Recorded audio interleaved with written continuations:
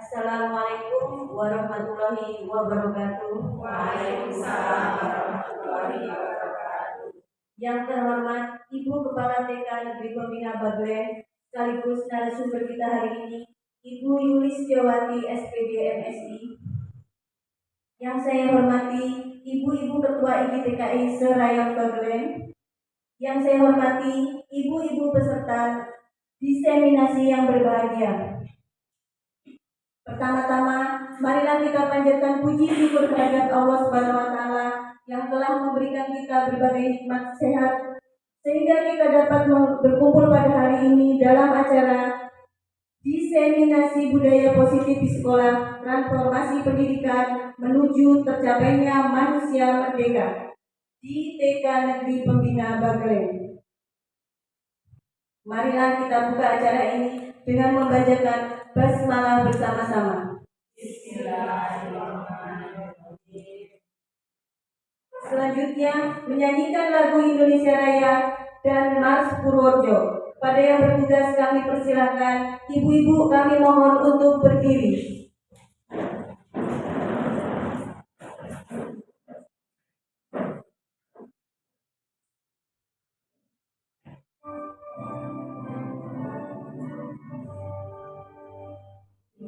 Indonesia tanah airku, tanah tumpah darahku. Di sanalah aku berdiri dari pandu ibuku. Indonesia kebangsaanku, bangsa dan tanah airku. Marilah kita berseru, Indonesia bersatu. Hiduplah tanahku, hiduplah negeriku, bangsaku, rakyatku semuanya. Bangunlah jiwanya, bangunlah badannya untuk Indonesia Raya. Indonesia Raya, merdeka, merdeka, tanahku, negeriku yang ku cinta. Indonesia Raya, merdeka, merdeka, hiduplah Indonesia Raya. Indonesia Raya, merdeka, merdeka, tanahku, negeriku yang ku cinta. Indonesia Raya, merdeka, merdeka, hiduplah Indonesia Raya.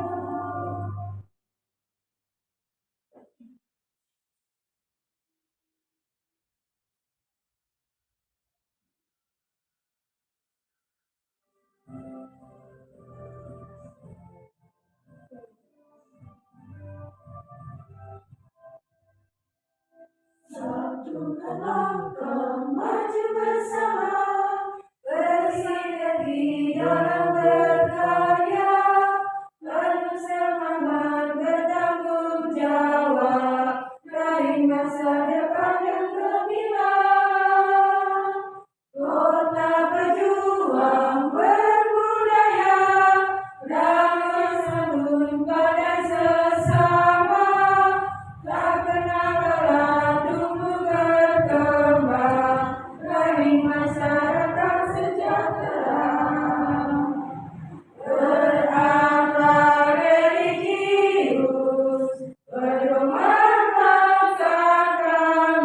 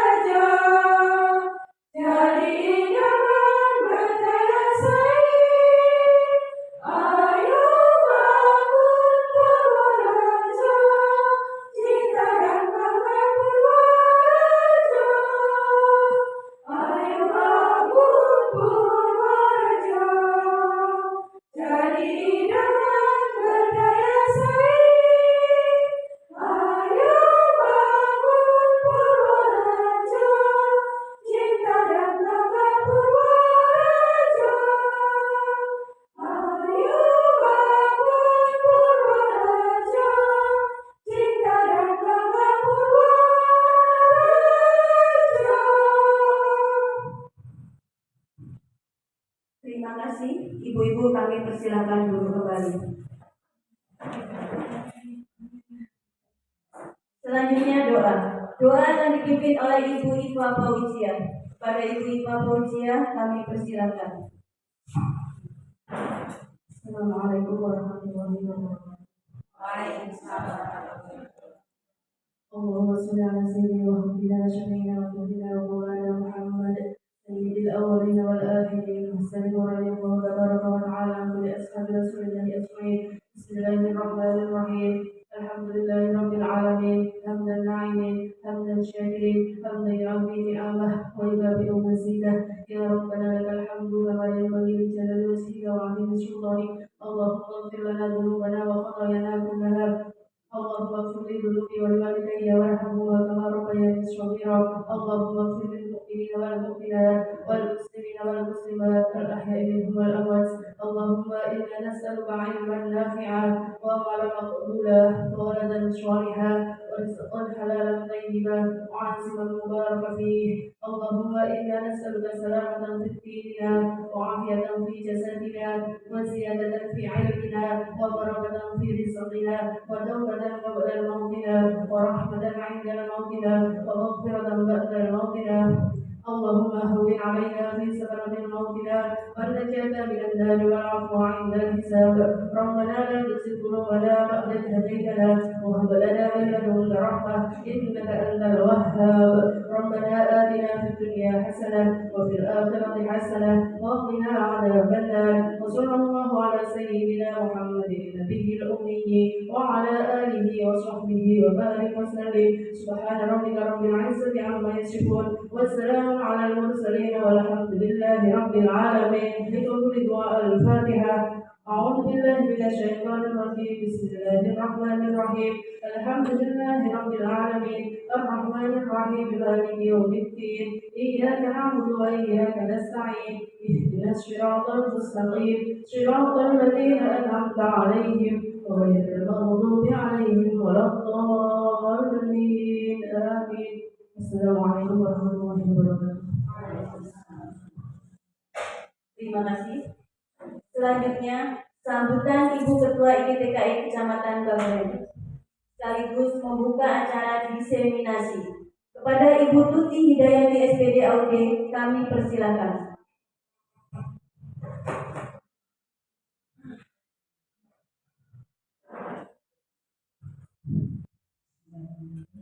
Assalamualaikum warahmatullahi wabarakatuh. Waalaikumsalam warahmatullahi wabarakatuh.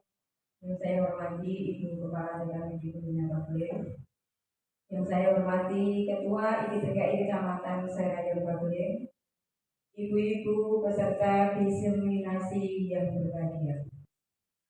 Tak lupa kami panjatkan puji syukur pada Tuhan Yang Maha Esa yang telah memberikan rahmat serta hidayahnya kepada kita semua, sehingga kita dapat bertemu dan mengikuti diseminasi di DKPD Pembina Babling ini dengan keadaan sehat walafiat.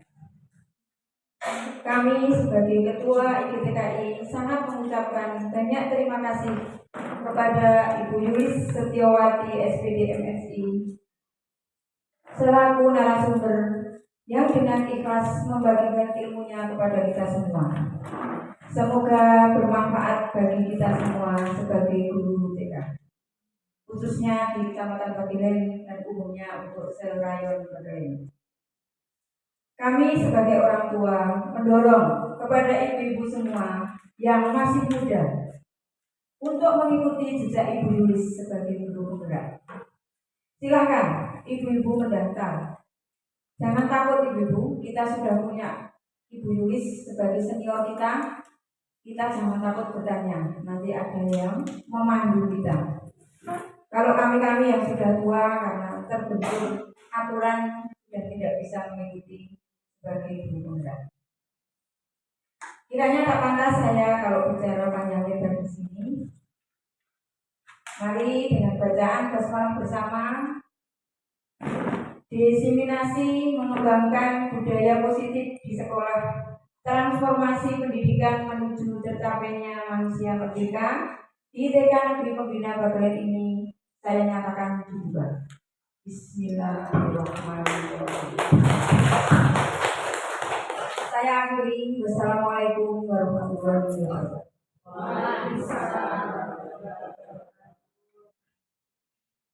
Terima kasih. Yang kita tunggu-tunggu, diseminasi mengembangkan budaya positif di sekolah, transformasi pendidikan menuju tercapainya manusia merdeka, yang akan disampaikan oleh Ibu Yulistiawati SPD MSI. Kepada Ibu Yulistiawati SPD MSI, kami persilakan.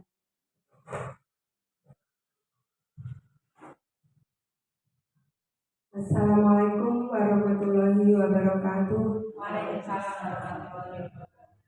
Yang kami hormati Ibu-Ibu Ketua IPTKI Kecamatan Serayon Bagelen, yang kami hormati, kami banggakan Ibu Guru, Kepala Sekolah TK yang hadir di sini untuk mengikuti kegiatan diseminasi yang tentunya hari ini berbahagia, sehat, selamat. Untuk itu kita senantiasa bersyukur kepada Allah untuk segala karunia dan berkahnya. Ibu-ibu semua, izinkan saya menyampaikan materi diseminasi dengan judul mengembangkan budaya positif di sekolah. Materi ini sangat saya senangi karena memang belum pernah saya secara pribadi menerima materi ini. Ini materi yang kami terima dari kegiatan pendidikan guru penggerak.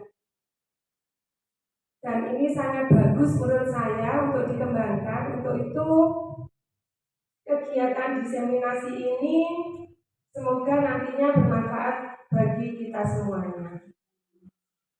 Baik, Ibu-ibu,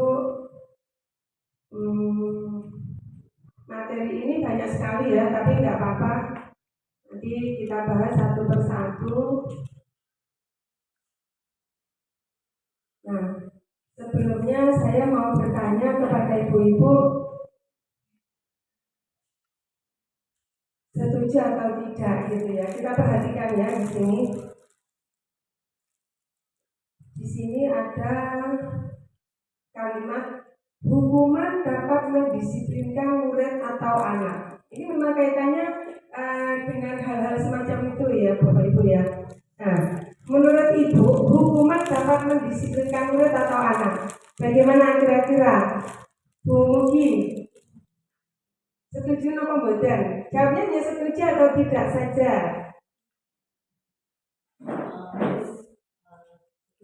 Setuju. Kalau Bu Muslimah, Bu Siti Muslimah tidak setuju. Kalau Bu Mary tidak setuju. Bu Rini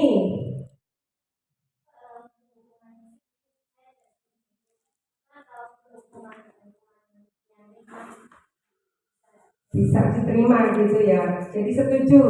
Tergantung berat ringannya gitu ya. Oke. Selanjutnya, pemberian hukuman dengan hal positif seperti membaca atau membersihkan halaman sekolah dapat meningkatkan disiplin anak. Setuju atau mboten? Gimana Mbak Lis? Mbak Listi? Oh Mbak Betty, setuju. Kalau Bu Tari, setuju. Bu Kartini setuju? Setuju. Kemudian yang ketiga, ini mohon maaf ya karena kendala teknis tadi sudah bagus tapi tidak tahu kenapa ini. Memberi penghargaan dapat meningkatkan motivasi belajar pada anak. Nah, setuju? Bu siapa? Mbak Astri. Nah, Mbak Astri setuju apa betul? Setuju? Ibu setuju? Setuju. Kita lihat ya nanti ya. Nanti akan muncul semuanya.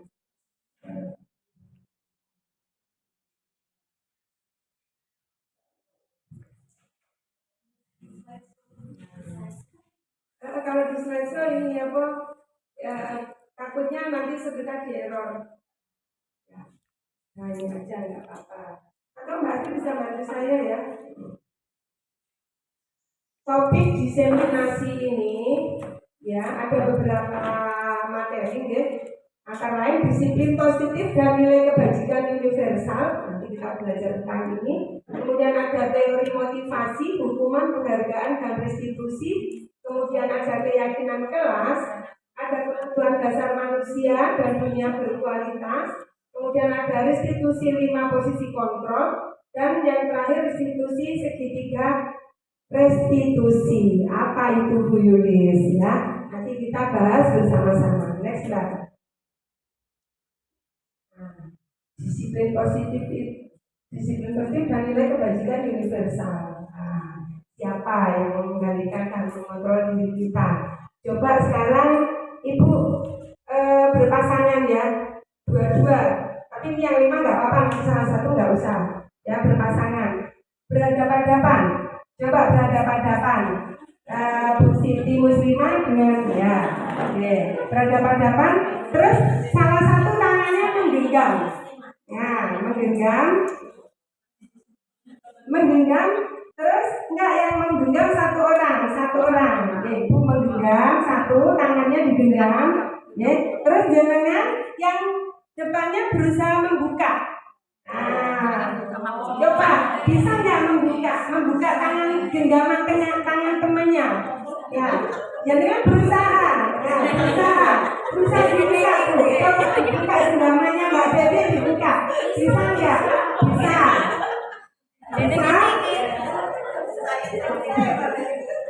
Gimana? Dipaksa. Ya.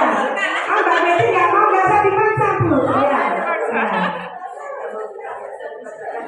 Jadi ketika kita menggenggam, sekarang gantian, coba gantian, ya, coba gantian.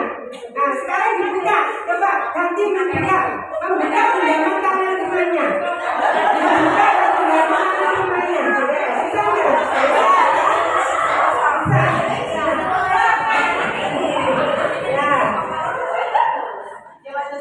Sudah, oke, sudah ya. Ibu tadi menggenggam tangan, ke tangannya berusaha dibuka oleh temannya, tetapi tidak bisa ya. Seandainya bisa pun itu atas kemauan siapa?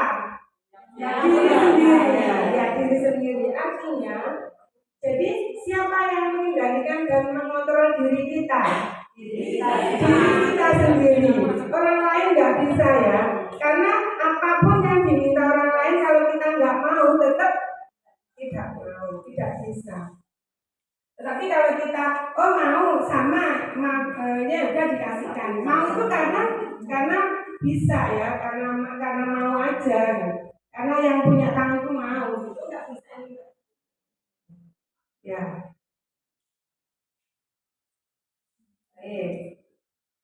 Jadi Ibu, perubahan paradigma stimulus respon itu yang lama ya. Kita berubah ke teori kontrol atau teori pilihan ya. Jadi siapa sesungguhnya yang memiliki kontrol? Yang memiliki kontrol adalah diri kita sendiri. Begitu juga anak-anak itu ya. Anak-anak itu juga memiliki kontrol sendiri. Jadi kita juga nggak bisa terlalu memaksa anak-anak ya. Tetapi bukan berarti nanti banyak materinya ya. Nah, ini paradigma lama, stimulus respon. Ini teori kontrol yang baru ya.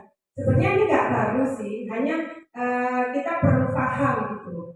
Karena ini semua itu sudah ada sejak lama teori-teori ini, hanya kita belum mengembangkan. Maka mulai sekarang kita setelah tahu akan mengembangkan. Ibu, di stimulus respon kita mencoba mengubah orang agar berpandangan sama seperti kita. Sering nggak kita melakukannya? Sering ya. Terhadap anak-anak juga ya. Nah, teori kontrol yang ini menyampaikan kita berusaha memahami pandangan orang lain tentang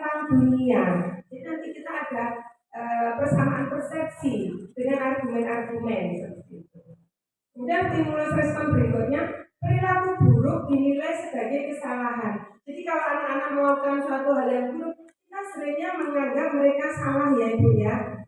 Misalnya dia naik ke meja, salah apa mboten? Menurut kita salah. Padahal semua perilaku memiliki tujuan. Nah kalau dia naik itu dengan tujuan apa? Berarti tidak salah toh. Tetapi selama ini kita kalau melihat perilaku yang buruk itu selalu dinilai suatu kesalahan. Orang lain bisa mengontrol saya. Seakan-akan kita itu di bawah tekanan gitu ya. Orang lain itu selalu bisa ngatur-ngatur kita. Tapi di teori kontrol, hanya Anda yang bisa mengontrol diri Anda sendiri. Saya ya yang mengontrol diri saya tidak bisa terus orang lain ngatur-ngatur saya. Ya, ini masih teori ini ya, belum dikaitkan dengan yang lain nantinya ya. Ini teorinya seperti ini. Saya bisa mengontrol orang lain, ya. Saya di teori kontrol saya tidak bisa mengontrol orang lain. Ini apa betul Bu? Kadang-kadang anak-anak juga nggak mau ngikuti perintah kita kan? Dia apa betul? Ada kan anak-anak yang nggak mau mengikuti perintah kita karena dia mau mengontrol dirinya sendiri. Teman kita saja satu sekolahan, kadang-kadang ada yang nggak mau ngikutin kita kan? Walaupun kita kepala sekolah, Bu Siti Muslimah, kadang-kadang ada guru yang tidak mau mengikuti kita. Kenapa? Karena nggak seide dengan kita, nggak sepaham dengan kita. Bukan berarti dia melakukan kesalahan ya, seperti itu. Bukan mereka nggak patuh sebenarnya. Pemaksaan ada pada saat rujukan gagal.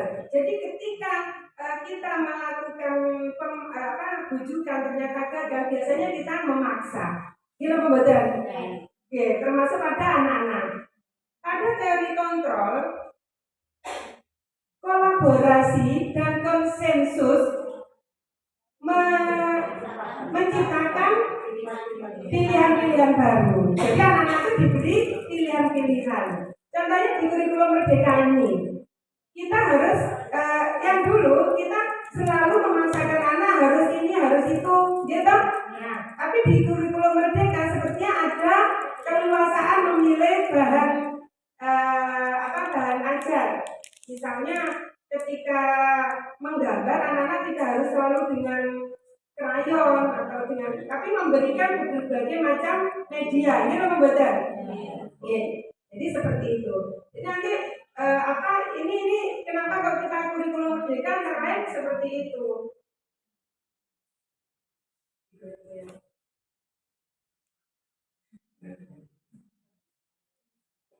Kemudian stimulus respon, model berpikir menang kalah. Jadi kalau yang dulu itu ada yang menang, ada yang kalah.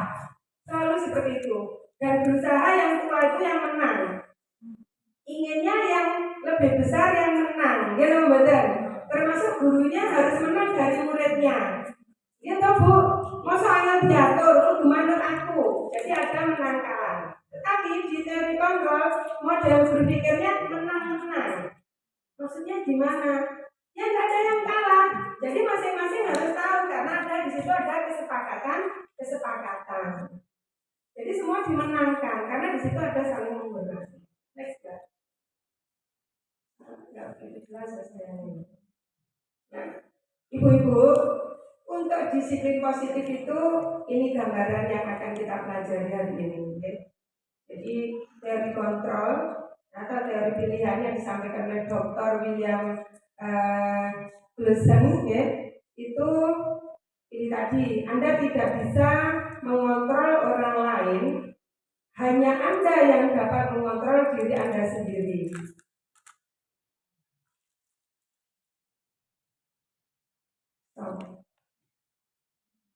Ini nanti turunnya makna disiplin belajar kontrol dan kontrol diri dengan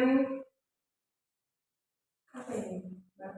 Menggali potensi kita agar tercapai tujuan mulia, yaitu sesuatu menjadi seseorang yang kita inginkan berdasarkan nilai-nilai yang kita harapkan, seperti itu ya. Sayang banget ya, tapi bagus ya. Kemudian semua perilaku memiliki tujuan. Jadi setiap orang melakukan sesuatu itu pasti ada tujuannya. Jadi bukan misalnya kalau saya mau ke utara, terus teman-teman ikuti ke utara, saya ke selatan, ikut ke selatan, tapi tidak tahu tujuannya. Tidak seperti itu. Itu nanti paradigma lama itu ya.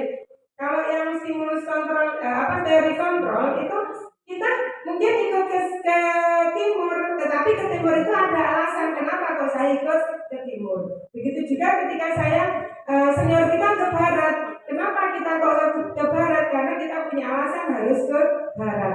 Jadi tidak harus selalu pengekor seperti itu.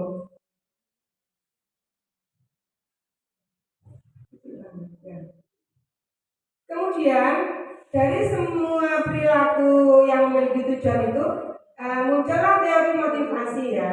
Ya di teori motivasi itu untuk menghindari hukuman. Nah, orang melakukan sesuatu karena untuk menghindari hukuman. Ya betul. Ya, kadang kan seperti itu ya. Kemudian untuk mendapatkan sesuatu imbalan. Kadang-kadang kita melakukan sesuatu untuk mendapatkan imbalan. Misalnya, kalau yang hukuman, misalnya saya harus sholat karena saya takut masuk neraka. Kemudian saya harus sholat karena saya untuk mendapatkan pahala. Itu, gitu Bu. Nah, ini kalau yang terjadi seperti itu, berarti motivasinya itu masih motivasi ekstrinsik karena ada hal-hal yang harus kita hindari atau yang harus kita dapatkan. Seperti itu. Maka beberapa waktu yang lalu ketika saya mendengarkan tausiah dari Ustadz itu juga benar ya, setelah saya kaitkan dengan ini. Nah kemudian yang ketiga, untuk menghargai diri sendiri. Jadi ketika kita sholat, ketika melakukan ibadah, itu bukan karena untuk mendapatkan pahala atau takut masuk neraka, tapi saya harus melakukan kegiatan sholat tersebut. Saya harus melakukan sesuatu supaya saya menjadi orang yang mulia. Ini saya kaitkan dengan agama karena memang ini kan banyak yang beragama Islam ya. Nah maksudnya ketika kita beribadah melakukan ritual ibadah pada Tuhan kita akan menjadi orang yang mulia. Karena Tuhan itu akan memberikan rahmat kepada kita, memberikan kasih sayang kepada kita. Dan konon yang saya dengar untuk masuk surga itu bukan karena sholat kita, bukan karena zakat kita, bukan karena puasa kita. Berarti untuk yang motivasi ekstrinsik itu tidak selalu menjadikan orang masuk surga. Tetapi Tuhan memasukkan kita ke surga karena rahmat-Nya. Kenapa? Karena sholat kita itu untuk menghargai diri sendiri, untuk menjadikan kita orang mulia. Banyak orang yang melakukan sholat tapi dia zalim, dia sewenang-wenang, dia masih bisa memfitnah temannya, masih bisa melakukan kesalahan-kesalahan. Karena sholatnya itu hanya untuk ini, menghindari hukuman dan mendapatkan pahala. Tetapi ketika kita melakukan ibadah ritual kepada Tuhan, karena memang kita ini untuk menghargai diri sendiri, yang mana itu jadi motivasi intrinsik, motivasi dari dalam diri kita nggak akan berani memfitnah orang lain, kita nggak akan berani menzalimi orang lain, kita nggak berani melakukan hal-hal yang negatif terhadap orang lain, dan itu akan menjadi rahmat bagi kita, yang nantinya akan dinilai oleh Allah. Jadi kita nggak tahu ibadah mana yang nantinya akan diterima oleh Allah untuk memasukkan kita dalam surga. Makanya harus ini ya, kita harus membawa ke sini pada anak-anak dan orang-orang di sekitar kita, terutama diri kita dulu ya. Termasuk belajar nggak doyak kepala sekolahnya atau ketua GTK-nya enggak. Nah, tetapi ketika belajar karena motivasi dari dalam diri sendiri, itu insya Allah akan jadi pembelajar sepanjang hayat seperti itu. Kemudian ini model berpikir menang-menang, kemudian kolaborasi dan konsensus menciptakan pilihan-pilihan baru. Ini nanti akan muncul di sini ada posisi kontrol, ya. Kemudian di posisi kontrol itu ada 5 Ibu. Ada penghukum, ada pembuat rasa bersalah, ada teman, ada pemantauan, ada manajer. Nanti kita bahas. Nah, ini bisa dilakukan segitiga restitusi. Kemudian yang ini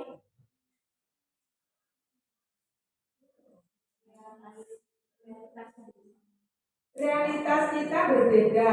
Kita berusaha memahami pandangan orang lain tentang dunia. Setiap orang memiliki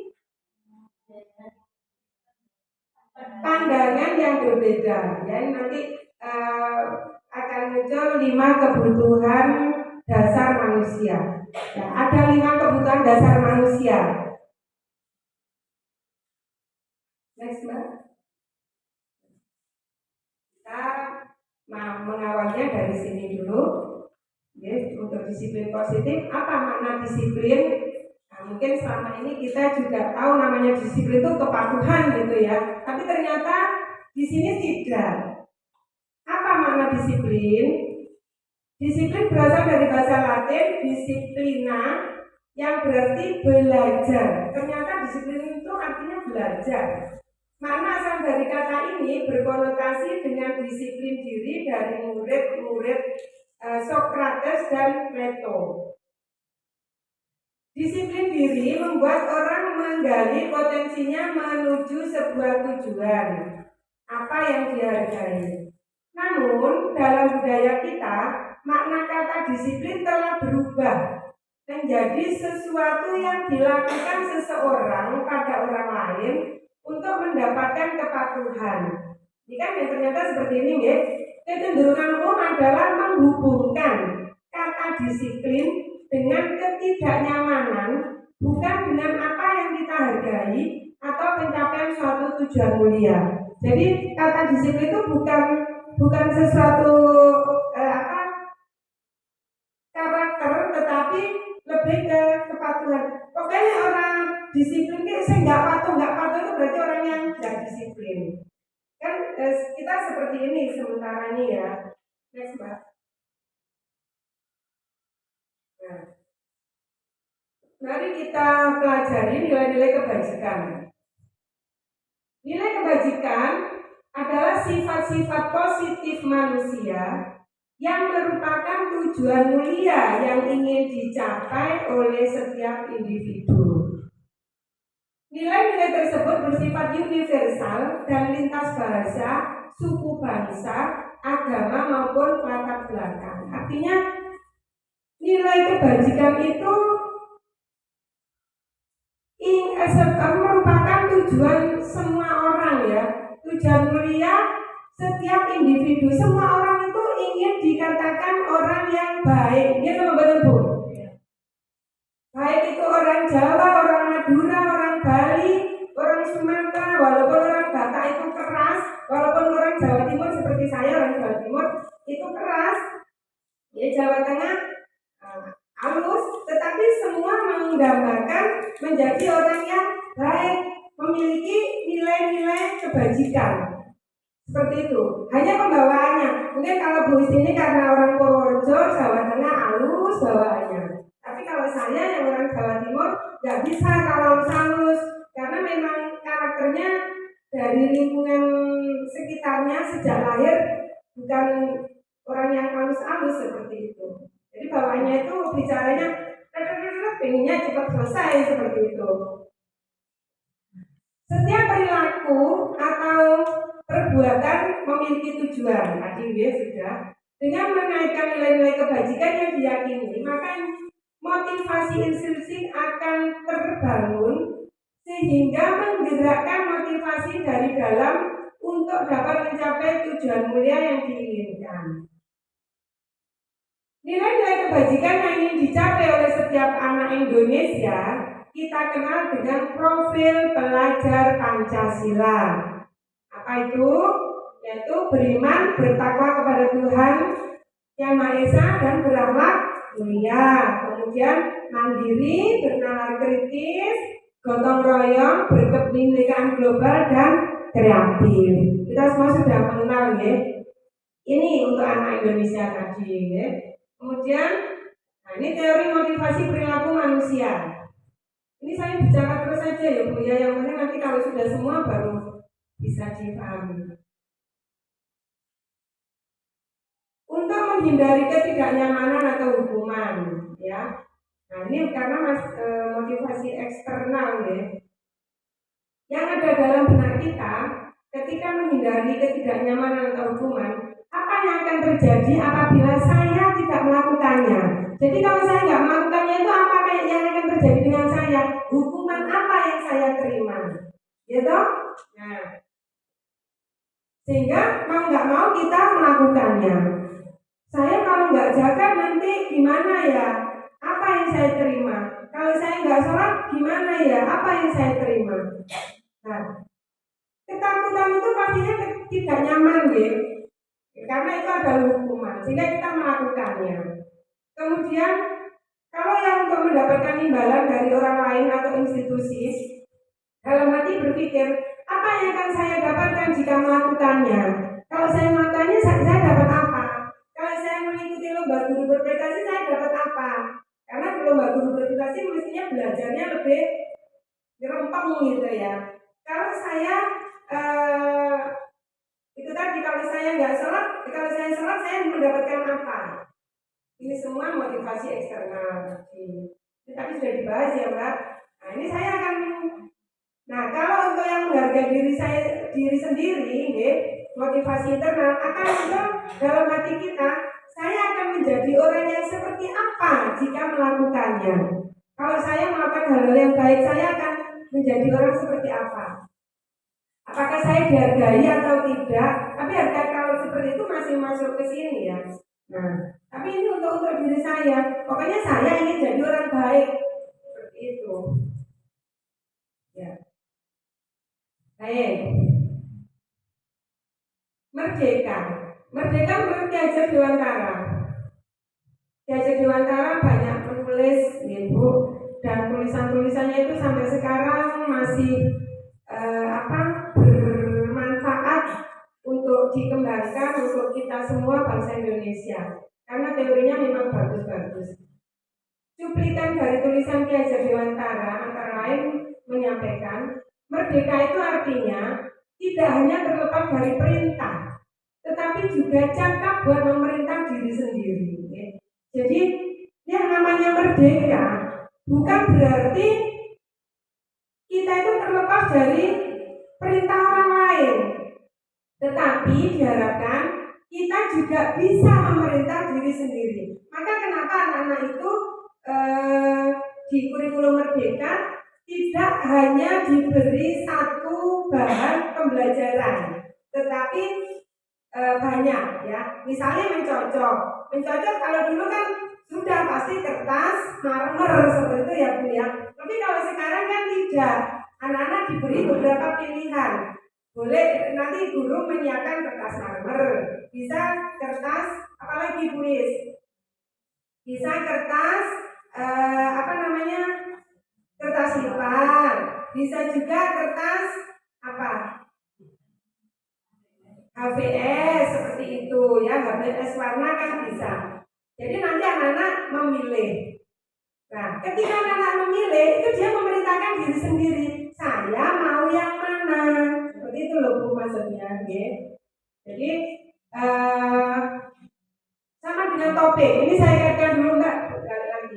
Saya kaitkan dengan topik.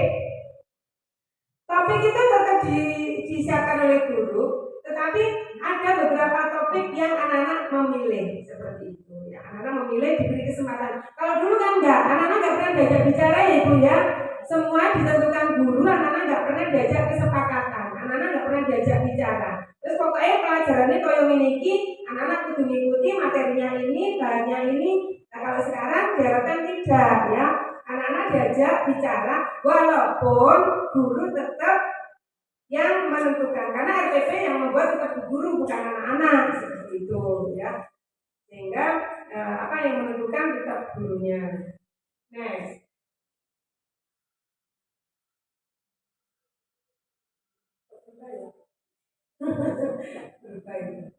Dihukum oleh penghargaan. Penghargaan itu berlaku sama dengan hukuman.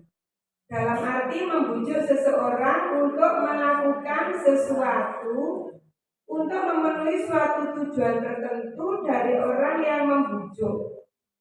Dorongannya bersifat eksternal dan ada faktor ketergantungan. Ya, ada ketergantungan. Beberapa dampak dari pemberian penghargaan, dampaknya. Dampak penghargaan menurut Alfikon. Ya. Pengaruh jangka pendek dan jangka panjang ya. Jadi kalau penghargaan itu pengaruhnya itu jangka pendek. Jadi misalnya, Dek, kamu mengerjakan ini ya, nanti dikasih yang dia mengerjakan nanti diberi nilai 100. Sering kadang-kadang kita seperti itu ya, yang mengerjakan nanti diberi nilai 100. Nah karena ada nilai 100 itu tadi, maka anak mengerjakan. Coba kalau ibu guru besok nggak bicara seperti itu, kira-kira anak mengerjakan apa tidak? Nah kan berarti itunya hanya jangka pendek, karena belajarnya itu bukan karena dari dirinya, tapi karena penghargaan tadi. Kemudian penghargaan itu menghukum. Maksudnya gimana kok penghargaan itu menghukum? Ketika teman-temannya diberi ranking 1 oleh guru kelasnya, biasanya ranking 1, ranking 2, ranking 3 gitu ya. Bagaimana dengan anak-anak yang ranking paling bawah? Nah ini hukumannya apa terjadi pada anak-anak yang tidak mendapat ranking atas. Jadi dampak dari penghargaan itu adalah menghukum. Menghukum siapa? Menghukum anak-anak yang tidak mendapat ranking atas. Gitu Bu? Makanya nggak boleh ranking. Karena apa? Anak-anak itu bisa down. Anak-anak bisa jatuh mentalnya. Karena kok saya nggak pinter, kok saya nggak bisa, kok saya bodoh. Malah mungkin bisa berpikir seperti itu. Penghargaan mengurangi ketepatan. Contoh, misalnya saya guru kelas, muridnya A, B, C, D. Ada seorang anak yang dekat sekali hubungannya dengan saya, sering memberi hadiah pada bu guru, sering memberi sesuatu pada bu guru. Nah, ketika ada lomba menyanyi, ya ketika ada lomba menyanyi, si ibunya A itu kepingin sekali anaknya lomba nyanyi. Padahal si A itu nggak begitu pinter. Sing pinter itu yang B, punya potensi untuk dikembangkan menyanyi, punya bakat ya. Tapi karena kedekatannya kurang, tidak pernah memberi sesuatu pada bu guru, sehingga bu guru tetap memilih A. Ya. Kenapa? Karena ada subjektivitas, ada kedekatan. Karena si A tadi sering memberi penghargaan pada bu guru, sering memberi jajan, sering memberi apa gitu, makanan, misalnya seperti itu. Sehingga ketika ada sesuatu event tertentu mengurangi ketepatan, yang harusnya memilih B jadi memilih A. Nah ini maksudnya di situ ya. Kemudian penghargaan tidak efektif. Karena apa? Tidak semua penghargaan itu membuat anak-anak itu terus mau belajar. Kadang-kadang kita tuh sertifikasi itu termasuk penghargaan. Tetapi banyak juga teman-teman guru yang diberi sertifikasi tetap kinerjanya tidak bisa maksimal. Misalnya seperti itu. Datangnya siang, gitu. Jam berapa sudah pulang, kegiatan tugasnya nggak dikerjakan, alasannya macam-macam, sibuk lah ini. Banyak. Saya nggak ini, tapi jenengan pasti tahu seperti itu. Maksudnya di mana saja ada seperti itu. Ini berarti penghargaan tidak efektif. Ya. Kemudian penghargaan merusak hubungan. Maksudnya apa kok penghargaan merusak hubungan? Ketika kita memberi pujian pada si A, kadang-kala si B iri karena memang dia punya karakter Merian. Ada ya Bu ya? Ada. Maka bu gurunya, wah pinter. Jadinya kalau Bu Isti ini memberi penghargaannya semuanya jadinya. Mbak A pinter, oh iya itu Mbak Kira pinter, Mbak Sila juga pinter, Mbak Kira juga pinter, semuanya pinter aja seperti itu. Ya. Karena itu tadi, kalau yang dikasih penghargaan hanya satu orang, bisa-bisa yang lainnya itu marah dan tidak suka dengan yang diberi penghargaan tadi, akhirnya berantem. Paling nggak itu lirik-lirikan, nggak suka, nggak mau main bersama, berarti kan merusak hubungan. Itu juga terjadi di sekolah oleh guru-guru loh. Iya, ini pembuatan ada yang seperti itu. Jadi kalau temannya diberi penghargaan atau pujian sama orang lain, nggak terima. Tapi di sini nggak ada, ya yang di sini nggak ada. Itu di sana di daerah. Ya.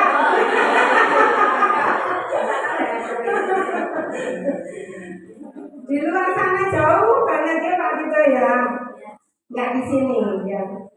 Tapi ada Bu, ada seperti itu. Jadi dia nggak senang kalau ada orang lain diberi ucapan pujian gitu, nggak suka. Kemudian penghargaan menurunkan kualitas ya, karena ini tadi kadang-kadang karena sudah dipuji-puji, akhirnya dia ya sudah melempem akhirnya. Padahal pendidikan itu kan dinamis, belajar itu kan harus terus-menerus. Karena merasa sudah pinter, akhirnya kemudian penghargaan mematikan kreativitas, ini juga sama. Karena dipuji akhirnya ya sudah segitu aja. Ini ada juga, ada lembaga yang masuk sudah jadi sekolah favorit, tapi karena perkembangan zamannya kan berubah ya, dia merasa ini sekolahku paling bagus, paling wah, dulu sering mendapat penghargaan, akhirnya guru-gurunya santai seperti itu. Enggak, ini penghargaan mematikan kreativitas. Penghargaan mengurangi motivasi intrinsik, ini sudah jelas. Next. Ya. Ibu-ibu coba perhatikan di sini. Ini tindakan guru terhadap murid ya.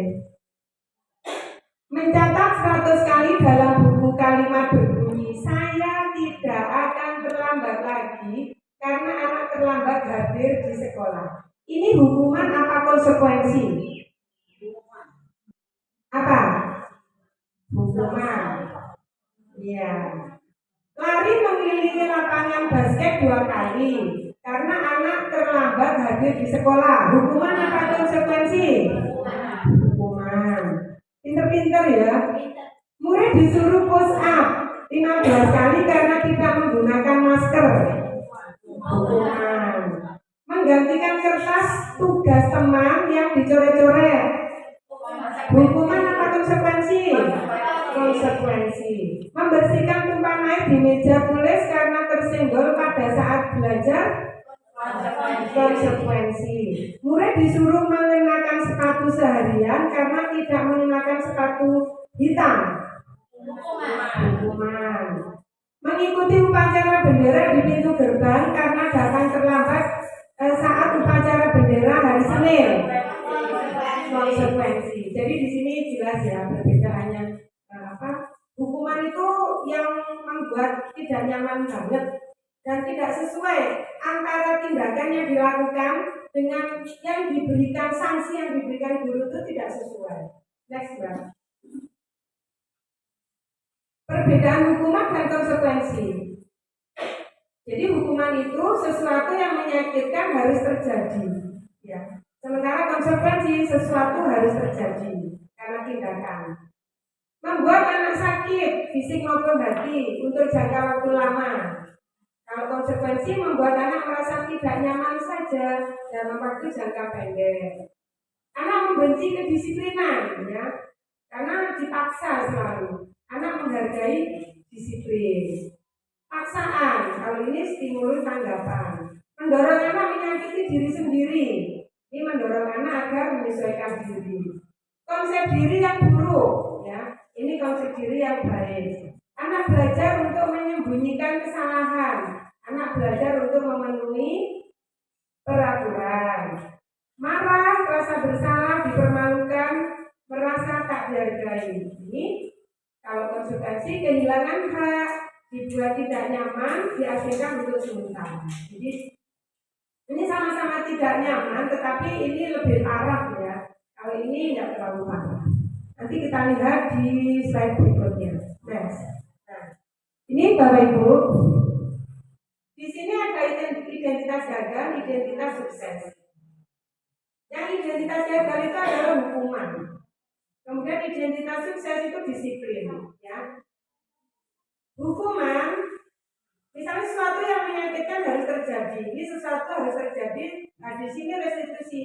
Kalau restitusi merupakan pilihan. Ada pilihan-pilihan. Tidak nyaman untuk murid dalam waktu panjang. Ini tidak nyaman untuk murid dalam waktu pendek. Menguatkan untuk murid dalam waktu panjang kalau yang restitusi. Korban mendapatkan keadilan. Jadi seperti diadili itu, ya. Ada hakim yang memutuskan kamu harus mendapatkan hukuman ini. Kalau di sini korban dapat diabaikan, dianggap tidak melakukan kesalahan, didiamkan saja. Sementara di sini korban mendapatkan ganti. Misalnya seperti ini, Ibu. Ketika anak-anak bermain mainan, ya, ngambil mainan, padahal itu tidak dikendaki oleh guru, terus guru marah-marah, anaknya dimarahin. Nah, ini yang masuk hukuman. Kemudian korban dapat diabaikan, dianggap saja nggak ada apa-apa, tapi mainannya diambil. Nah, nggak dimarahi, tapi di sini mainannya diambil, belum waktunya main, misalnya seperti itu. Kalau yang di sini korban mendapatkan ganti, ada main di sana aja di luar karena ini belum waktunya masuk. Gitu. Jadi selalu ada kata-kata baik. Gitu. Murid akan tersakiti kalau hukuman, ya. Kalau konsekuensi, murid dibuat tidak nyaman saja. Kalau restitusi, murid mendapatkan penguatan. Hukuman perilaku pasif agresif meningkat. Kalau di konsekuensi, penguatan hanya bertahan dalam waktu pendek. Restitusi, masalah bisa terpecahkan. Pada hukuman, sistem tidak berjalan jika murid tidak takut, ya. Ada konsekuensi memerlukan monitoring dan supervisi terus-menerus pada guru. Jadi harus diawasi terus. Kalau enggak mesti beliau melakukan suatu tindakan apa yang tidak sesuai dengan nilai kebajikan. Kalau restitusi, murid akan bertanggung jawab untuk perilakunya. Jadi dia selalu bertanggung jawab untuk perilakunya. Sistem tidak berjalan jika murid tidak takut. Sudah tadi, ya. Kemudian berlaku hanya pada institusi, tidak berlanjut pada kehidupan nyata. Jadi kalau dia dimarahi di sekolah, ya hanya di sekolah saja. Dia hanya pantau, tapi di rumah sudah tidak. Iya, begitu juga ketika di rumah. Seperti itu, hanya di rumahnya saja. Waktu di sekolah mungkin dia akan melakukan pemberontakan. Di rumahnya anteng, patuh karena takut sama bapaknya misalnya. Tapi di sekolah jadi aneh.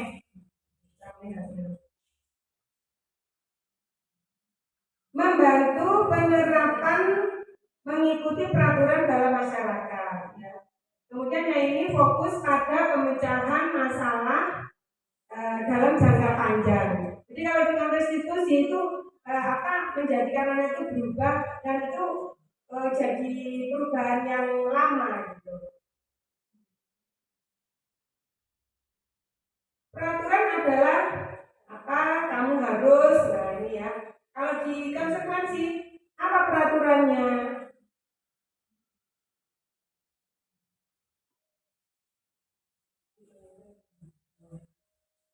Kemudian, mampukah kamu melakukannya?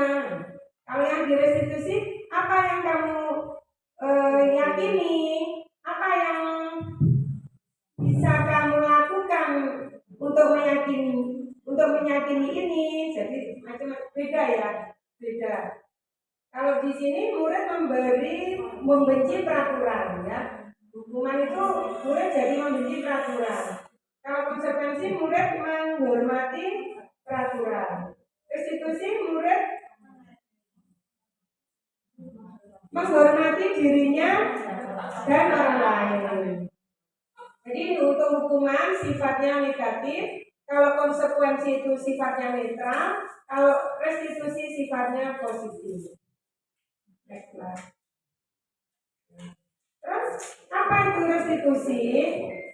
Restitusi merupakan proses menciptakan kondisi bagi murid untuk memperbaiki kesalahan mereka, sehingga mereka bisa kembali pada kelompok mereka dengan karakter yang lebih kuat.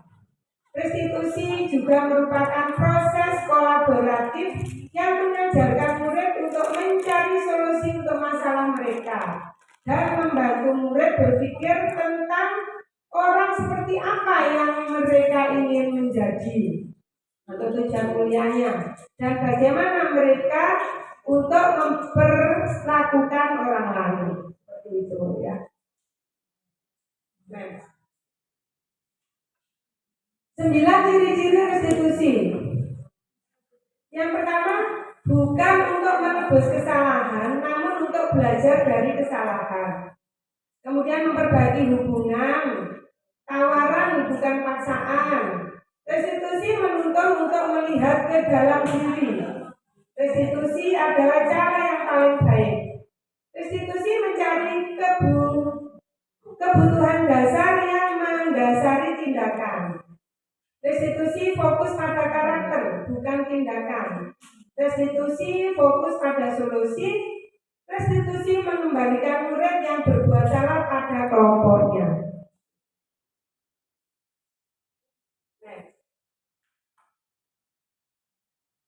Mengapa tidak peraturan saja? Mengapa harus keyakinan kelas? Ya, kenapa kok harus keyakinan kelas? Kan sudah cukup kalau diberi peraturan seperti itu.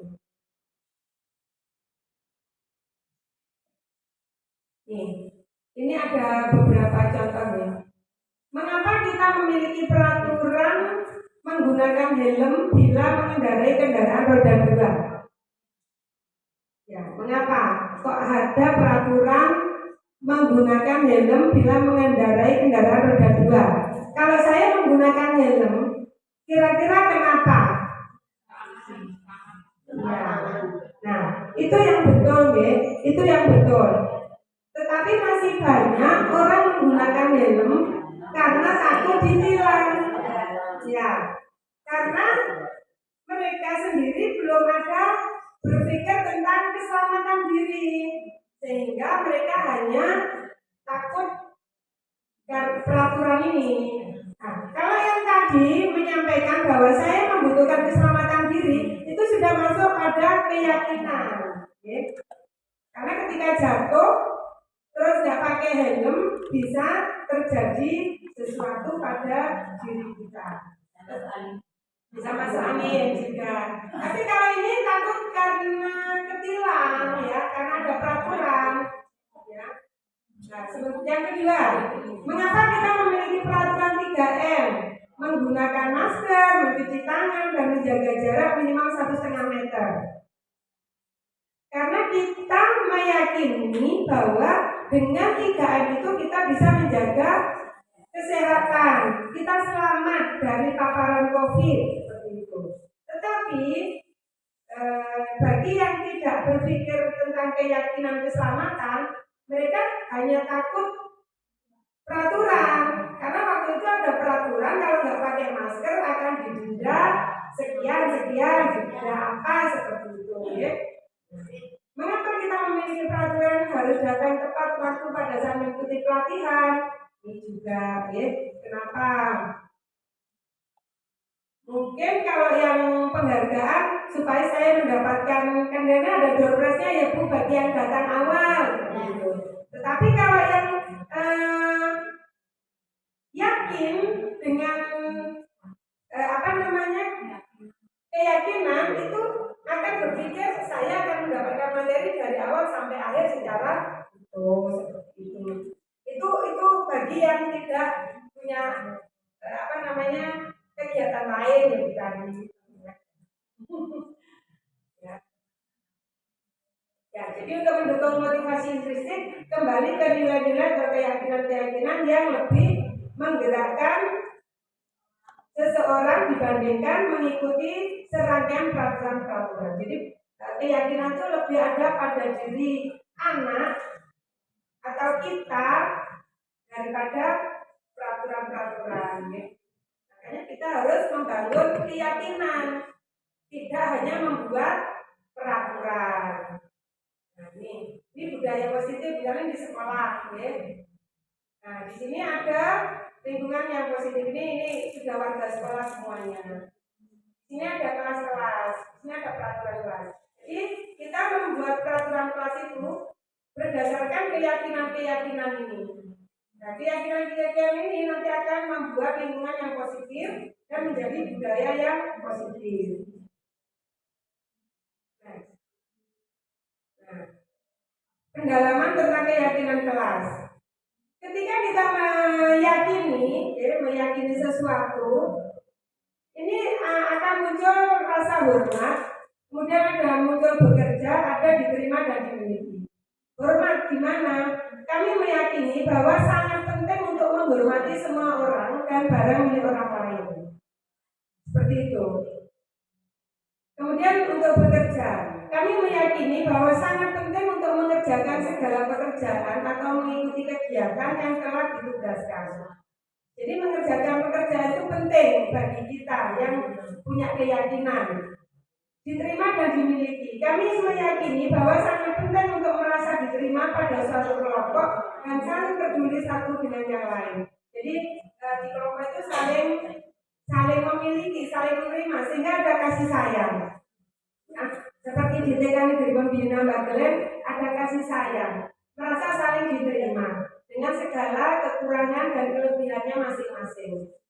Nggak ada manusia yang sempurna gitu. Nah, masing-masing semua ada kekuatannya dan ada kelemahannya. Kekuatan dan kelemahannya itu saling mengisi, saling diterima, sehingga akan menimbulkan budaya positif di lingkungan sekolah kami. Itu contohnya. Nah, ketika budaya positif itu dikatakan ada, ya, ketika di dalam sekolah itu atau kelas itu akan muncul atau terdengar. Nah, ada terdengar, ada berperilaku. Apa yang terdengar? Seseorang akan berbicara, yuk saya bantu. Tadi kegiatan-kegiatan itu guru semua gerak membantu. Terima kasih, tolong, permisi, maaf. Maka di lembaga PAUD memang sangat dianjurkan. Tidak hanya di lembaga PAUD ya, sebenarnya di semua sekolah. Ya, bahkan di rumah. Ini kata-kata indah itu, terima kasih, tolong, permisi, maaf, itu harus selalu dibudayakan. Ibu-ibu sudah semua ya? Yeah. Terlihat. Apa yang terlihat?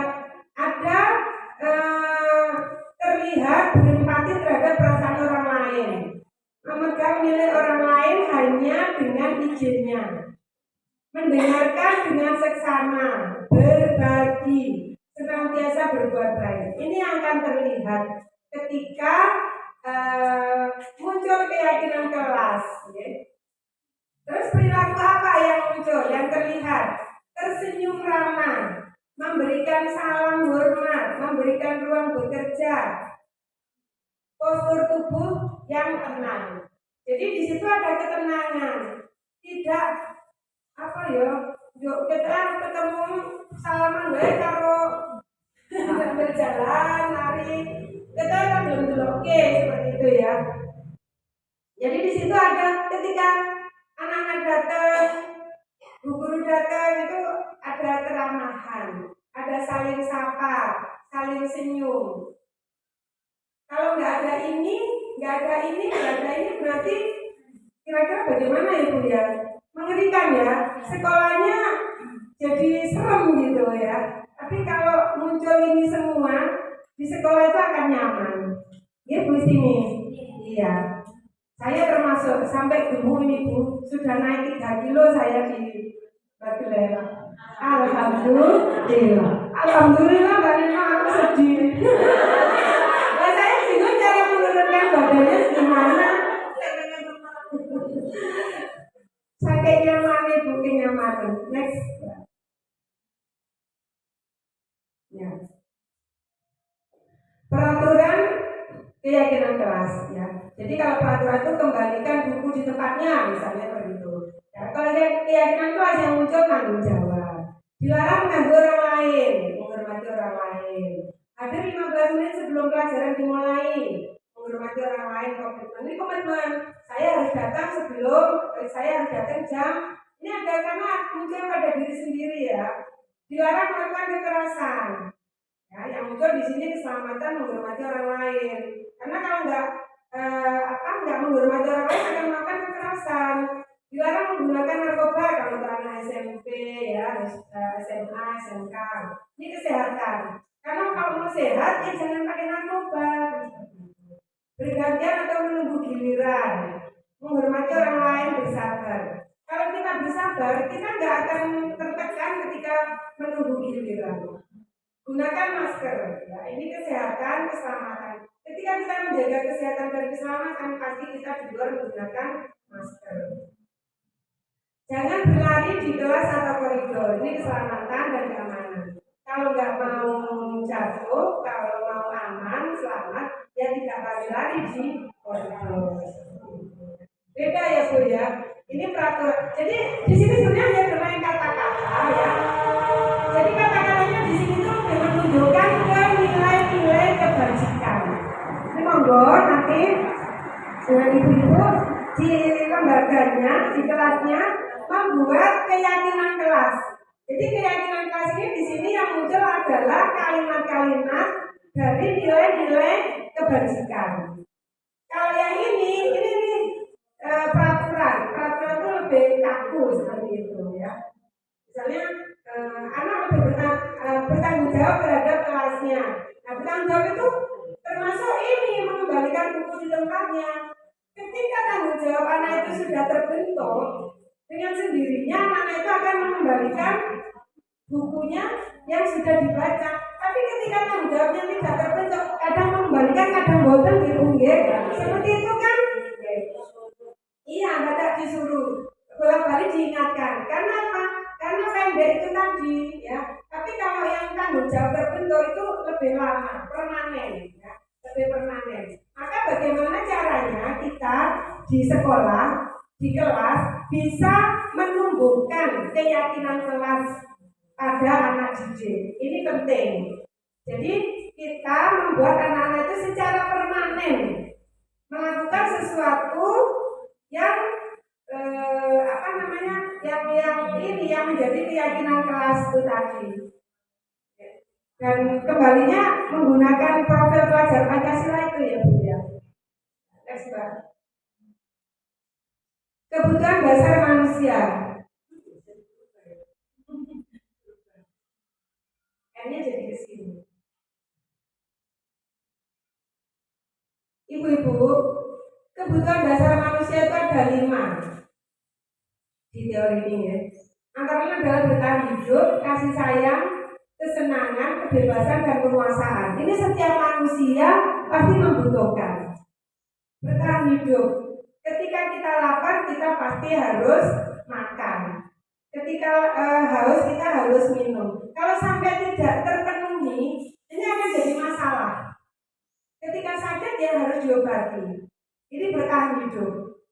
Ini kebutuhan manusia yang paling bawah, yang paling dasar, yang harus dipenuhi terlebih dahulu. Kalau ngantuk ya harus tidur. Tidak bisa dipaksakan. Namanya kita harus tidur. Tidur itu termasuk kebutuhan pokok bertahan hidup. Karena ketika tidak terpenuhi akan sakit kalau saya. Ya. Jadi pusing, maka ketika capek harus tidur. Walaupun kerjaannya numpuk-numpuk, tidur dulu. ini kebutuhan mendasar. Kemudian kebutuhan berikutnya kebebasan. Siapa yang tidak ingin bebas? Semua orang ingin bebas. Nggak ada orang yang mau tertekan. Kita di dalam keluarga juga ingin bebas, ya. Bebas mengatur perabotnya, bebas menata ruangannya seperti itu. Bebas mau memasak apa. Kasih sayang, semua orang membutuhkan kasih sayang, ya. Maka kita harus selalu memberi kebebasan dan kasih sayang pada anak-anak, ya. Senakal apapun, levelnya ada yang nakal gitu ya, tetap harus disayang. Karena ini kebutuhan. Ketika ini tidak terpenuhi, dia tidak akan sayang juga pada gurunya. Kemudian kesenangan. Anak-anak itu juga punya kesenangan. Maka anak-anak itu harus diajak bermain-main. Maka pembelajaran kalau di PAUD itu jelas dengan permainan, ya, dengan bermain-main supaya anak itu senang. Dan yang terakhir adalah penguasaan.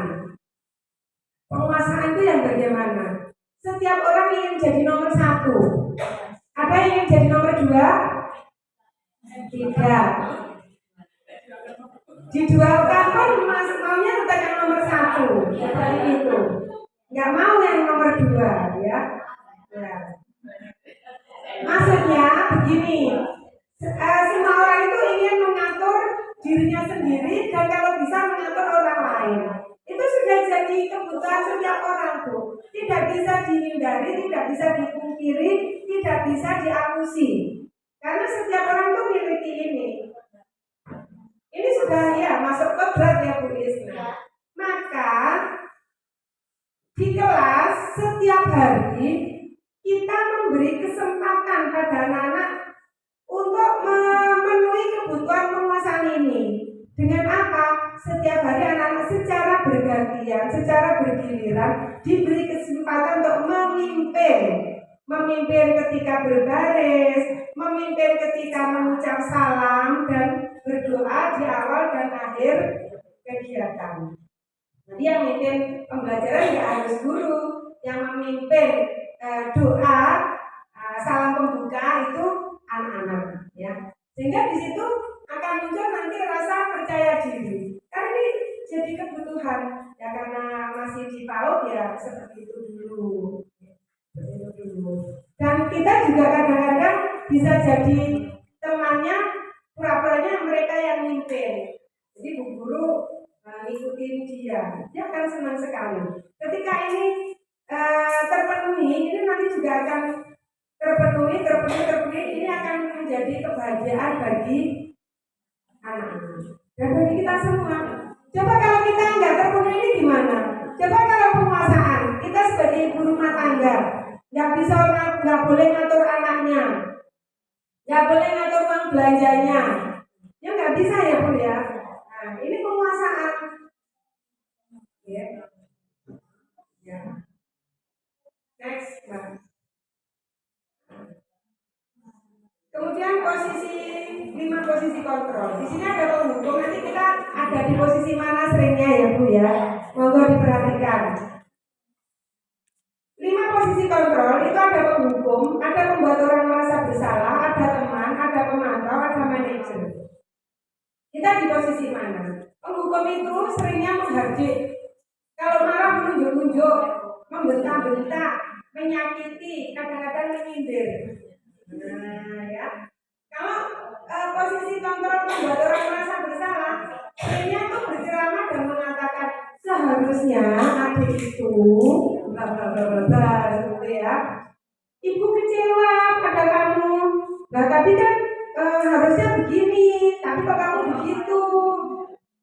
Diutarakan kekecewaannya. Nah posisi sebagai teman, ini membuatkan alasan-alasan untuk muridnya. Ayolah lakukan demi ibu. Ya, seakan-akan seperti temannya gitu ya. Kemudian ada posisi memantau, menghitung dan mengukur apa peraturannya. Saya menanyakan, ketika akan melakukan misalnya melakukan pelanggaran, nah peraturannya apa? Tapi kalau kita sebagai manajer akan mengajukan pertanyaan-pertanyaan. Misalnya, apa yang kita yakini, apa yang bisa kita kerjakan untuk menyelesaikan masalah ini. Jadi kalimatnya, jadi di sini sebenarnya bermain kalimat ya Ibu ya. Ya, termasuk di modul ajar kita yang sekarang itu kan bermain kalimat. Kalau dulu seperti ini saja sudah cukup, tapi sekarang kiri-kiri. Supaya apa? Supaya yang membaca itu juga paham, oh ini memberi kebebasan. Oh ini seperti ini. Dan dengan kalimat-kalimat, makanya literasi ya Bu ya. Literasi itu sangat perlu. Karena dengan komunikasi yang baik, yang positif, itu akan membuahkan sesuatu yang positif juga. Tapi kalau ada masalah menengan, ada ya Bu yang punya masalah menengan, terselesaikan apa tidak? Yang A jelek-jelekan si B, yang B jelek-jelekan si A, tidak ada komunikasi, akhirnya di sekolah juga Bu kadang-kadang anaknya begini, nah, tapi nggak bisa ngandani. Paling bilang itu gimana ya orang tuanya bla. Nanti orang tuanya juga gitu, gimana sih gurunya, kok nggak ngerti, kok nggak peka dan sebagainya. Saling menyalahkan. Harusnya dibangun komunikasi kan. Dengan komunikasi nantinya bisa terselesaikan. Makanya kita harus jadi apa Bu? Manajer ya, harus jadi manajer. Next Mbak. Tapi ya nggak gampang juga jadi manajer ya Bu. Nah, ini Bu, hasil dan dampaknya ya. Dari 5 posisi kontrol, penghukum, membuat orang merasa bersalah, teman pemantau dan manajer, akan kita lihat hasilnya. Pada penghukum, hasilnya itu anak itu memberontak, menyalahkan orang lain, berbohong dan sebagainya. Tapi kalau terus dampaknya apa? Mengulangi kesalahan. Kadang-kadang anak itu mengulangi kesalahan ya Bu. Ada juga ada juga yang pura-puranya manut tetapi di belakang baleni lagi kesalahannya. Karena sikap penghukum ini ya. Karena ada sakit hati dan sebagainya. Kemudian membuat orang merasa bersalah. Hasilnya apa? Menyembunyikan, menyangkal, berbohong. Karena dia nggak mau ketahuan salahnya kan. Karena kalau ketahuan salahnya kan kalau nggak dihukum dia dibuat merasa bersalah gitu. Nah dampaknya apa? Anak tersebut merasa rendah diri. Ya. Kalau posisi kontrolnya teman, ini hasilnya ketergantungan. Dampaknya lemah, tidak mandiri dan tergantung. Ya, ini nggak boleh kalau kita baik terhadap teman, tetapi tidak boleh terlalu misalnya kesalahan temannya ditutup-tutupi dan sebagainya. Karena menutupi kesalahan itu menjadikan dia ketergantungan Bu. Ya, dan dia akan ketakutan ketika tidak bersama kita. Itu tidak baik juga. Yang kelima pemantau, yaitu menyesuaikan diri bila diawasi. Jadi kalau diawasi baik, kalau tidak diawasi karena ini tadi tergantung pada supervisi ini ya. Dampaknya apa? Menitik beratkan pada sanksi atau hadiah untuk dirinya. Dan yang terakhir adalah posisi manajer itu menghasilkan menguatkan pribadi, ya, menguatkan pribadi dan dampaknya apa? Mengevaluasi diri, bagaimana memperbaiki diri, ya. Jadi kadang-kadang kita itu ada rasa nggak tega ya pada anak-anak. Tapi ketidaktegaan itu sebenarnya akan membuat mereka tidak bisa memahami dirinya sendiri. Pribadinya juga tidak kuat. Kenapa? Karena dia selalu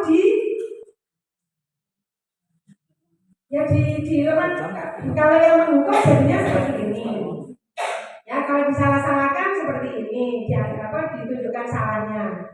Nah, kalau ditutupi seperti ini. Jadi memang ya susah ya Bu ya. Susah membudayakan budaya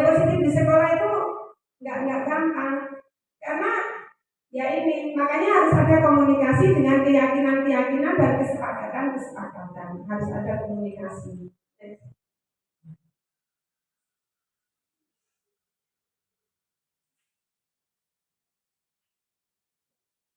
Ini sudah terakhir nih, di segitiga institusi. Ini caranya untuk mengatasi masalah bisa dengan ini. Coba Mbak, next aja. Nah, menstabilkan identitas. Jadi misalnya anak melakukan kesalahan, guru bisa berkata berbuat salah itu hal yang manusiawi, gitu ya. Tidak ada manusia yang sempurna supaya temannya nggak merasa bersalah, supaya anak itu tidak merasa bersalah. Next. Kemudian guru berkata, kamu bisa saja untuk melakukan yang lebih buruk, tapi kamu tidak melakukannya. Jadi ini agak bombong gitu ya. Dan selanjutnya guru berkata, ini untuk meyakinkan, menanyakan keyakinan. Apa nilai-nilai yang telah kita yakini percaya atau yang kita percaya di kelas atau sekolah kita? Apa yang telah kita sepakati di kelas? Seperti itu. Jadi anak-anak itu dibawa, selalu dibawa bagaimana supaya dia itu teringat dengan keyakinan-keyakinan di kelas yang sudah kita bangun bersama. Nah, intervensi 3 berikutnya, apakah kamu ingin berbuat lebih baik? Apakah saat ini kamu ingin menjadi orang yang kamu inginkan? Apakah kamu bisa akan melakukan baik? Tanya tambahan-tambahan ya. Jadi intinya sudah ya Mbak ya? Nah ya sudah Bapak Ibu. Itu tadi materi tentang mengembangkan budaya positif di sekolah. Monggo nanti kita aplikasikan pelan-pelan karena tapi sebenarnya kalau untuk PAUD ini bukan sesuatu yang baru banget gitu. Hanya mungkin istilahnya, tetapi ada juga yang perlu ada pengembangan ya.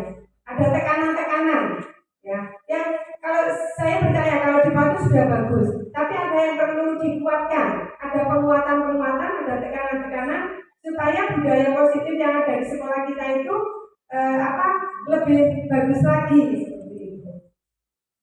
Baik, sebelum diakhiri mungkin ada tanya jawab.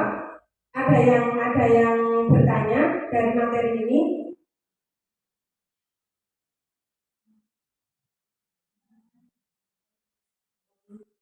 Ya, ada yang monggo.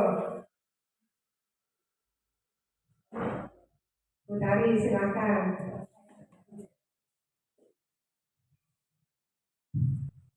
Terima kasih Ibu Yulis. Tapi kok cantik sekali toh? Maaf, ini tadi kan peringatan hari wayang di Kabupaten. Oh Ya, terus ada perlombaan juga. Oh. Ada kirap wayang juga, jadi Ada acara ya. ya. Tapi alhamdulillah berusaha untuk datang Ibu ya. Ya Allah, Saya usahakan Bu Yulis. ya. Ini tadi saya mengikuti apa yang disampaikan Bu Yulis dari awal sampai akhir ini. Kan tadi awal ada pertanyaan hukuman, terus konsekuensi, ya. Itu ternyata tadi kita menjawab hukuman untuk anak itu ya. Tapi ketika diterangkan dari awal sampai akhir, ternyata untuk anak itu tidak boleh ada hukuman. Ternyata hukuman untuk anak itu tidak baik itu ya Bu ya. Ini terus kalau menurut itu yang disampaikan Bu Yulis itu berarti kita jangan kepada anak itu memberikan hukuman walaupun itu hukuman ringan sekalipun.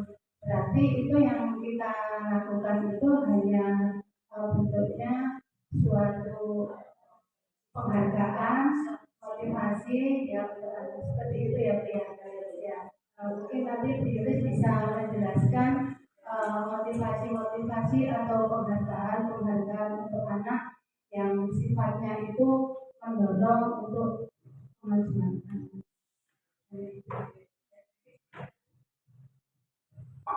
Baik, terima kasih Ibu Tari. Jadi kesimpulannya ya hukuman itu memang sangat tidak dianjurkan.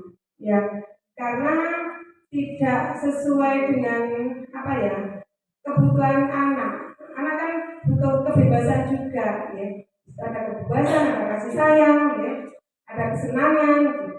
Nah, kalau konsekuensi kan ada konsekuensi. Mungkin kalau yang hukuman ringan tuh yang masuk konsekuensi. Artinya kita memberi sanksi pada anak itu sesuai dengan kesalahannya.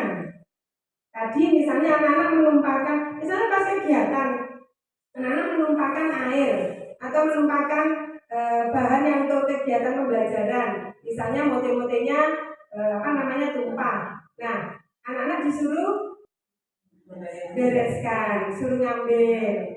Itu kan konsekuensi, ya. Gak apa-apa. Kalau hukuman nanti anak-anak suruh apa gitu. Memang kalau menurut yang saya sampaikan tadi, ya memang kesimpulannya kita diusahakan jangan menghukum, ya itu ya. Ya. Termasuk kita juga jangan sebagai penghukum. Ya, karena itu akan merusak hubungan juga, akan merusak budaya positif di lingkungan sekolah. Ya, seperti itu. Jadi kita nggak boleh menghukum anak. Jadi kalau misalnya sing musrek bae di kelas itu kan biasa ya Bu, terus suruh berdiri di pojok. Ada juga seperti itu. Nah itu sebenarnya memang tidak boleh, ya, tidak boleh. Jadi kita sebagai guru diharapkan sangat menghindari hukuman. Kita diharuskan menghindari hukuman. Tapi kalau konsekuensi masih boleh, ya, masih boleh. Tapi itu pun tergantung, ya. Itu tadi misalnya menumpahkan apa terus jadi bareng-bareng, ya. Nah, ini yang perlu kita komunikasikan dengan restitusi tadi, Bu. Ya, dengan restitusi. Jadi nanti ada komunikasi antara kita dengan anak itu. Jadi komunikasinya lebih intens gitu. Dan orang tuanya. Makanya Ibu, parenting itu sangat perlu, ya. Tapi kalau di sekolah kita kayaknya juga tidak bisa terlalu kaku banget. Artinya parenting orang tuanya harus datang gitu. Harusnya parenting itu orang tuanya itu yang datang itu suami istri, Bu. Suami istri, sehingga apa yang kita budayakan di sekolah dengan yang dibudayakan di rumah itu akan jadi sama, sinkron. Itu nanti akan cepat mengatasi masalah. Tetapi ketika di sekolah kita membudayakan positif, tetapi di rumah tidak ada budaya positif, ini kan gagal. Ya, pasti akan gagal. Di rumah ibunya paham, tapi bapaknya nggak paham. Di rumah bapaknya paham, tapi ibunya nggak paham. Ini akan juga menjadi gagal juga. Memang tidak mudah, ya tapi kita mencoba. Kita mencoba untuk bicara. Tapi saya begini Bu, prinsipnya. Ketika kita memperlakukan anak itu baik, suatu saat kalau mereka sudah dewasa, pasti mereka akan teringat oleh gurunya. Gitu Bu.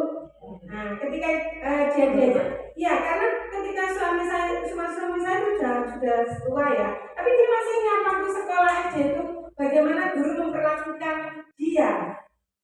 Kita ingat nggak Bu apa yang dilakukan guru terhadap kita? Ingat ya? Nah, ada yang menyakitkan, ada yang menyenangkan. Harapannya kita itu yang termemori pada anak-anak itu hal-hal yang menyenangkan, sikap-sikap guru yang menyenangkan yang akan dilihat oleh anak-anak dengan kita mengaplikasikan restitusi. Kita memberi konsekuensi dan restitusi itu tadi. Karena kalau kita selalu menghukum, nanti dia akan teringat dan itu akan menimbulkan kebencian. Aku nggak seneng banget, aku biar ini taruh bukai loh.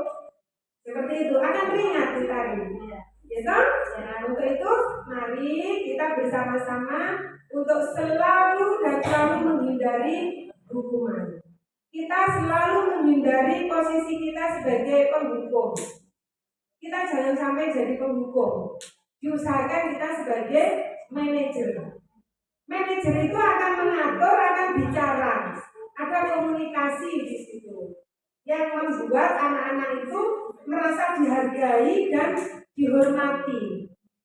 Begitu juga dengan rekan sejawat, kepala sekolah dan guru. Jangan mentang-mentang ini kepala sekolahnya yang punya kuasa, penguasanya, sehingga sewenang-wenang terhadap guru-gurunya, terhadap wali muridnya, seperti itu.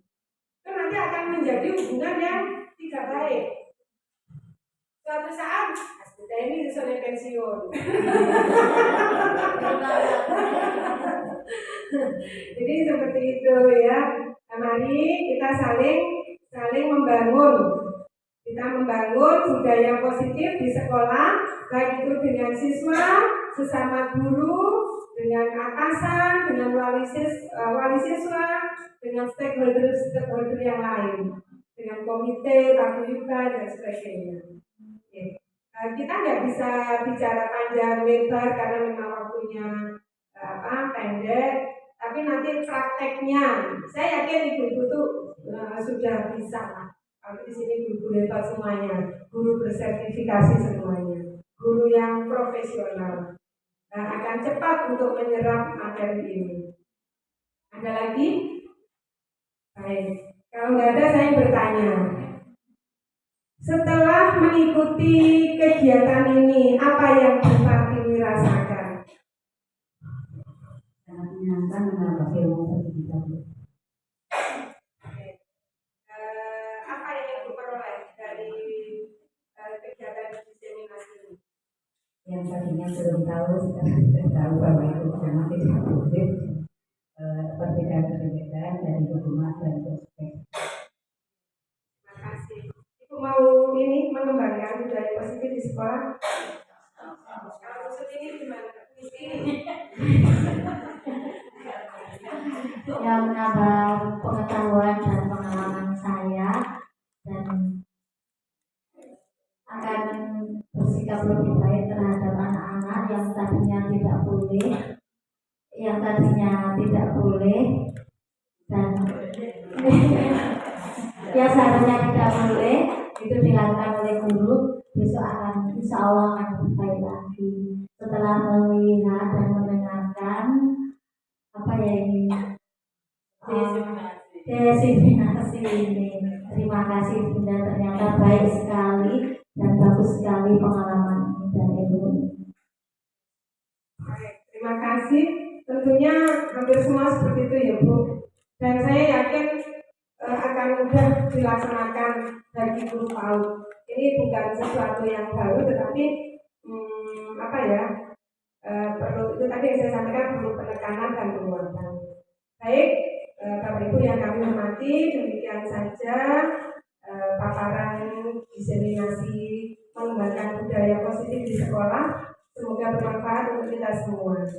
Kurang lebihnya saya mohon maaf. Saya akhiri, wassalamualaikum warahmatullahi wabarakatuh. Waktu saya kembalikan ke pembawa acara. Terima kasih kepada Ibu Yulistiawati, SPD MSI. Demikianlah acara dan acara telah kita lalui bersama. Semoga acara kali ini bermanfaat untuk kita semua. Saya selaku pembawa acara, apabila ada kata-kata yang kurang berkenan, saya mohon maaf yang sebesar-besarnya. Marilah acara hari ini kita tutup dengan membaca hamdalah bersama-sama. Alhamdulillah. Saya akhiri, wabillahi taufiq wal hidayah. Wassalamualaikum warahmatullahi wabarakatuh. Waalaikumsalam.